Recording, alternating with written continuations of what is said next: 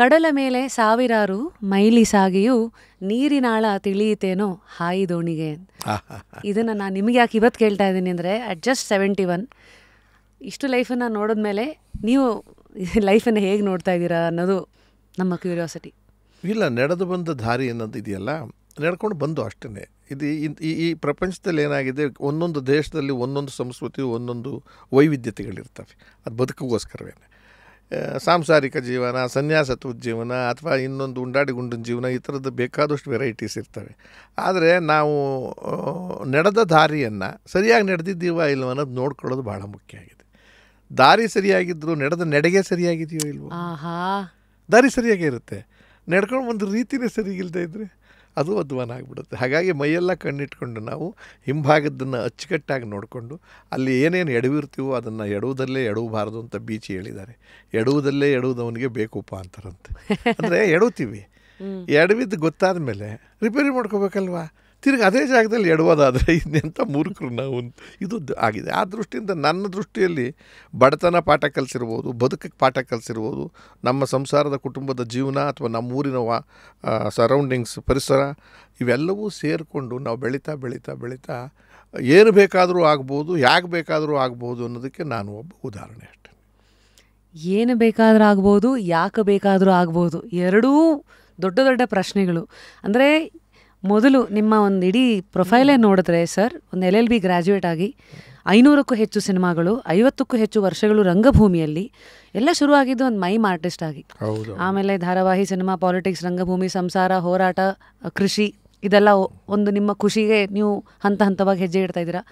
ಏನು ಬೇಕಾದರೂ ಆಗಬಹುದು ಅನ್ನೋ ಆಲೋಚನೆಗಳು ನಿಮಗೆ ಶುರುವಾಗಿದ್ದ ಫಾರ್ಮೇಟಿವ್ ಇಯರ್ಸ್ ಅಂತ ಕರಿತೀವಲ್ಲ, ಇವತ್ತಿನ ಪ್ರಪಂಚ ಬೇರೆ, ಅವತ್ತಿನ ಪ್ರಪಂಚ ಬೇರೆ. ನೀವು 1953 ಬಾರ್ನ್. ಹೇಗಿತ್ತು ಸರ್ ಅವತ್ತಿನ ದಿನ? ಹುಟ್ಟಿದಾಗ ನಾವು ಯಾವ ಪರಿಸರದಲ್ಲಿ ಹುಟ್ಟಿದ್ದೀವಿ ಅನ್ನೋದು ಮುಖ್ಯ. ನಮಗೇನು ಬುದ್ಧಿ ಇರೋದಿಲ್ಲ ಅಲ್ವೇ. ನಮ್ಮ ತಂದೆ ತಾಯಿ ಅವರು ಹೇಗೋ ಬೆಳೆಸ್ತಾರೆ. ಒಂದು ಹಂತಕ್ಕೆ 3-4ನೇ ತರಗತಿ ಆದಮೇಲೆ ಎಲ್ಲಿ ಹುಟ್ಟಿದ್ದೀವಿ, ಹೇಗೆ ಹುಟ್ಟಿದ್ದೀವಿ ಅಂತ ಸ್ವಲ್ಪ ಅರಿವು ಕಾಣ್ತದೆ. ಯಾವ ಊರಿದು, ಹಳ್ಳಿ, ದನ, ಕರ, ಮಟ್ಟು, ಅದು ಯಾವುದೋ ಒಂದು ಜಾಗ, ಪರಿಸರ ಅಷ್ಟೇ. ಊಟ, ತಿಂಡಿ, ಹಸಿವು ಅಷ್ಟೇ ಕಾಣ್ತಿದ್ದಲ್ಲಿ. ಆಮೇಲೆ ಅಲ್ಲಿ ಕಲಿಬೇಕು ಅಂತಕ್ಕಂಥದ್ದು ನಮ್ಮ ಕಾಲದಲ್ಲಿ ಇವತ್ತಿದ್ದಾಗೆ ಸೌಲಭ್ಯಗಳಿರಲೇ ಇಲ್ಲ. ಕಲಿಯೋ ಉತ್ಸಾಹ ಈಗಲಿಂದಲೇ ಬರುತ್ತೆ ಮಕ್ಕಳಿಗೆ. ನಾವು ನಿಮ್ಮ ಮಕ್ಕಳು, ನಮ್ಮ ಮಕ್ಕಳಾಗಲಿ, ನಮ್ಮ ಮೊಮ್ಮಕ್ಕಳಾಗಲಿ ಏನಾಗುತ್ತೆ ಅಂದರೆ, ಈಗ ಮೊಬೈಲ್ ಹಿಡ್ಕೊಂಡು ಆಟ ಆಡ್ತಕ್ಕಂಥ ಪರಿಸ್ಥಿತಿಲಿದ್ದೀವಿ ಕೆಲವು ಭಾಗದಲ್ಲಿ, ಎಲ್ಲ ಭಾಗದಲ್ಲೆಲ್ಲ, ಗ್ರಾಮೀಣ ಭಾಗ ಬೇರೆ. ನಾವು ಹುಟ್ಟಿದ್ದಂಥ ಕುಗ್ರಾಮದಂಥ ಜಾಗದಲ್ಲಿ 10 ಜಾತಿಗಳಿದ್ದಕ್ಕಂಥ ಕುಟುಂಬದಲ್ಲಿ ಹುಟ್ಟಿದಾಗ ಏನೂ ಗೊತ್ತಾಗ್ತಿರಲಿಲ್ಲ. ನಿಜ ಹೇಳಬೇಕು ಅಂದರೆ 7ನೇ ತರಗತಿವರೆಗೂ 6ನೇ ತರಗತಿವರೆಗೂ ಊರಲ್ಲೇ ಓದಿದ್ರು ಕೂಡ ಏನು ಓದ್ದೆ ಅಂತಲೂ ಗೊತ್ತಿಲ್ಲ, ಯಾಕೆ ಓದ್ದೆ ಅಂತಲೂ ಗೊತ್ತಿಲ್ಲ. ಮಕ್ಕಳ ಹಸುವನ್ನು ನೀಗ್ಸೋದು ಅಪ್ಪ ಅಮ್ಮನ ಕರ್ತವ್ಯ ಆಗಿದ್ದು ನಮ್ಗೆ ಅದು ಗೊತ್ತಾಗಲಿಲ್ಲ. ಅವ್ರ ಶ್ರಮ ನಮಗೇನು ಅರ್ಥನೇ ಆಗ್ತಿರ್ಲಿಲ್ಲ. ಅದಾದಮೇಲೆ ಹೊರಗಡೆಗೆ ಹೋಗಬೇಕಾದ ಅನಿವಾರ್ಯತೆ ಬಂದಾಗ ಚಿಕ್ಕಪ್ಪ ಅವ್ರ ಊರಿನಲ್ಲಿ ಹೋಗಿ ಓದಬೇಕಾಗಿ ಬಂತು 1 ವರ್ಷ. ಅಲ್ಲೂ ಓದು ತಲೆಗತ್ತಲಿಲ್ಲ. ನಾನೇನು ಭಾರಿ ಬುದ್ಧಿವಂತ ಅಲ್ಲ, ಭಾಳ ದಡ್ಡನೇ ಆ ಲೆಕ್ಕದಲ್ಲಿ. ಅಂದರೆ ದಡ್ಡ ಅಂತಂದ್ರೆ ಒಪ್ಕೊಳ್ಳೋಕ್ಕೇನು ಸಂಕೋಚ ಇಲ್ಲ, ಒಪ್ಕೋಬೇಕಾಗತ್ತೆ. ಆಮೇಲೆ ನಾವು 1ರಿಂದ 4ನೇ ತರಗತಿ ಏಕೋಪಾಧ್ಯಾಯ ಶಾಲೆ, ಸರ್ಕಾರಿ ಶಾಲೆ, ಸೌಲಭ್ಯ ಇಲ್ಲ. ಎಲ್ಲಿ ಕೂರಿಸ್ತಾರೋ ಅಲ್ಲೇ, ಯಾವಾಗ ಪಾಠ ಮಾಡ್ತಾರೋ ಮೇಷ್ಟ್ರಷ್ಟೇ. ಮಾಡಿದ್ದು ನಮಗೇನು ಅರ್ಥ ಆಗ್ತಿರಲಿಲ್ಲ. ಈ ಕಲಿಸೋ ಅಷ್ಟರ ಮಟ್ಟಿಗೆ ಚೆನ್ನಾಗಿ ಪಾಠ ಮಾಡಿದ್ದಾರೆ ಅಂತ ನಮ್ಗೆ ಅರ್ಥ ಆಯ್ತು. ಕನ್ನಡ ಸರಿ ಅಂಥ ಕಡೆ ಚಿಕ್ಕಪ್ಪ ಅವ್ರವ್ರು ಓದಿ, ಅಲ್ಲೂ ನಮ್ಮ ಚಿಕ್ಕಪ್ಪ ಅವರ ಪ್ರೀತಿ ವಿಶ್ವಾಸ ಚಿಕ್ಕಮ್ಮನ ವಿಶ್ವಾಸದಲ್ಲಿ ಓದ್ತಿಲ್ಲ ಅಂತ ಗೊತ್ತಾಗಿ ಅಪ್ಪ ಅಮ್ಮ ಕರ್ಕೊಂಡೋಗಿ ಸೇರಿ ಮಠಕ್ಕೆ ಹಾಕಿದ್ರು, ಸಿದ್ಧಗಂಗಾ ಮಠ. ಹೈಸ್ಕೂಲು ನಾನು ಓದಿದ್ದು ಸಿದ್ಧಗಂಗಾ. ಅಲ್ಲಿ ಎಲ್ಲೋ ಒಂದು ಸ್ವಲ್ಪ ಅಷ್ಟೊತ್ತಿಗಾಗಲೇ 13, 12, 13ನೇ ವಯಸ್ಸಾಗಿತ್ತಲ್ಲ ನನಗೆ. 6ನೇ ತರಗತಿಗೋ 7ನೇ ತರಗತಿಗೋ ಅಲ್ಲಿ ಹೋಗಿದ್ದಾಗ ಆಗ ನನಗೆ ಅದು ಭಾರಿ ಪ್ರಜ್ಞೆ ಬಂದಿರಲಿಲ್ಲ ಏನು ಪ್ರಪಂಚದ್ದಲ್ಲ.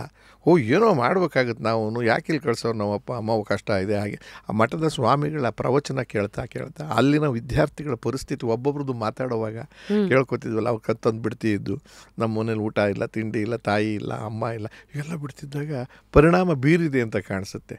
ಅದು ಮುಗಿಸೋ ಹೊತ್ತಿಗೆ ವಿದ್ಯಾಭ್ಯಾಸ ಭಾಳ ಮುಗೀತು ಅಂತ ಏನು ಅಂದ್ಕೊಳಕ್ಕಾಗಲಿಲ್ಲ.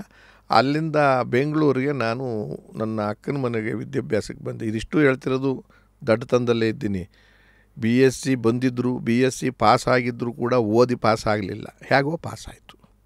ಹೇಗೋ ಅಂದರೆ ಅದಕ್ಕೆ ನಾನಾ ಕಾರಣಗಳಿರ್ತವೆ. ಪಕ್ಕದವ್ರದ್ದು ಯಾರ್ದೋ ನೋಡ್ಕೊಂಡು ಬರೆದಿರೋದಿರ್ಬೋದು, ಅಥವಾ ಇನ್ನೊಬ್ರು ಯಾರೋ ಹೇಳ್ಕೊಟ್ಟಿರೋದಿರ್ಬೋದು, ಅಥವಾ ಆ ಕಾಲದಲ್ಲಿ ಜನರಸ್ ಆಗಿ ವ್ಯಾಲ್ಯೂ ಮಾಡ್ತಿದ್ರು. ಪಾಪ ಬಡವ್ರ ಮಕ್ಕಳು ಯಾಕೋ ಒಂದು 20 ಮಾರ್ಕ್ಸ್ ಹಾಕ್ಬಿಡೋಣ ಅಂತಲ್ಲ ಏನು, ಹಂಗೆ ಇಂಗ್ಲೀಷೇ ನಮ್ಗೆ ಅರ್ಥ ಆಗ್ತಿರಲಿಲ್ಲ ಆ ಕಾಲದಲ್ಲಿ. ಹಾಗೆ ಮಠದಲ್ಲಿ ಒಂದು ಕೆಲವು ಅನುಭವ ಭಾಳ ಪಾಠ ಕಲಿಸ್ತಮ್ಮ. ಏಕೆಂದರೆ ಈಗ ಊರಲ್ಲಿದ್ದಾಗ ಅಪ್ಪ ಅಮ್ಮ ಸ್ನಾನ ಮಾಡಿಸೋರು, ಕಷ್ಟವೋ ಇಷ್ಟವೋ ಬಿಸಿನೀರಿನ ಸ್ನಾನ ಮಾಡಿಸೋರು, ಎಂಥದ್ದೋ ಒಂದಿಷ್ಟು ತುಪ್ಪ ಗಿಪ್ಪ ಎಲ್ಲ ಹುಡುಕಿ ಊಟ ಹಾಕಿ ಕೊಡೋರು ಬಡತನದಲ್ಲಿ. ಮಠಕ್ಕೆ ಹೋದಾಗ ಸಾರ್ವತ್ರಿಕವಾದ ಊಟ, ಎಲ್ರಿಗೂ ಒಂದೇ ಥರ ಮುದ್ದೆ ಅನ್ನ ಸಾರು ಒಂದೇ ರೀತಿಯಲ್ಲಿ. ಆಮೇಲೆ ಅಲ್ಲಿ ಕೂತ್ಕೊಂಡು ಊಟ ಮಾಡ್ಬೇಕಾದ್ರೆ ನಿಮ್ಮ ಅನುಕೂಲಕ್ಕೆ ತಕ್ಕಂತೆ ಕೂತ್ಕೋಬೇಕೇ ಹೊರತು ಅದೇನು ಭಾಳ ಕಂಫರ್ಟಬಲ್ ಜಾಗ ಅಂತ ಏನಿರ್ತಿರಲಿಲ್ಲ. ಸಾವಿರಾರು ಜನ ಊಟ ಮಾಡಬೇಕಾಗಿತ್ತು, ತಣ್ಣೀರಿನಲ್ಲಿ ಸ್ನಾನ ಮಾಡಬೇಕಾಗಿತ್ತು. ಬೆಳಿಗ್ಗೆ ಎದ್ದು ಚಳಿ ಇರಲಿ ಗಾಳಿ ಇರಲಿ ಸ್ನಾನ ಮಾಡಲೇಬೇಕು. ಪ್ರಾರ್ಥನೆ ಎಲ್ಲ ಇರೋದು, ಪ್ರಾರ್ಥನೆಯ ಭಯಕ್ಕೋಸ್ಕರ ಸ್ನಾನ ಮಾಡೋದು ತಣ್ಣೀರಿನಲ್ಲಿ ಮಾಡೋಕ್ಕಾಗ್ತಿರ್ಲಿಲ್ಲ, ಅಭ್ಯಾಸ ಇರ್ತಿರಲಿಲ್ಲ. ಅದು ಸಾರ್ವಜನಿಕ ಬೀದಿಯನ್ನಲ್ಲಿ ಸ್ನಾನ ಮಾಡಬೇಕಾಗಿತ್ತು. ನಲ್ಲಿ ಇರೋದು, ಬಟ್ಟೆ ಬಿಚ್ಚಾಕೊಂಡು ನಿಂತ್ಕೊಂಡು ಸ್ನಾನ ಮಾಡ್ಕೊಂಡು ಆಮೇಲೆ ಇದ್ದಿದ್ದು 2 ಬಟ್ಟೆ ಒಗಿಬೇಕು ಹಾಕ್ಕೋಬೇಕು, ಅದು ಹರಿದು ಹೋಗ್ದಂಗೆ ನೋಡ್ಕೋಬೇಕು. ಇವೆಲ್ಲವೂ ಅವತ್ತುವರೆಗೂ ಗೊತ್ತಿಲ್ಲದೆ ನಮಗೆ ಬೆಳೀತಾ ಬಂದಿದೆ. ಇಷ್ಟು ಜನದ ಮಧ್ಯದಲ್ಲಿ ನಾನು ಹಿಂಗೆ ಬೆಳಿಬೇಕು ಅಂತ. ಆದರೂ ಎಲ್ಲೋ ಒಂದು ಕಡೆ ನನಗೆ ಅದೃಷ್ಟವೂ ಚೆನ್ನಾಗಿತ್ತು ಅಂತ ಕಾಣಿಸುತ್ತೆ.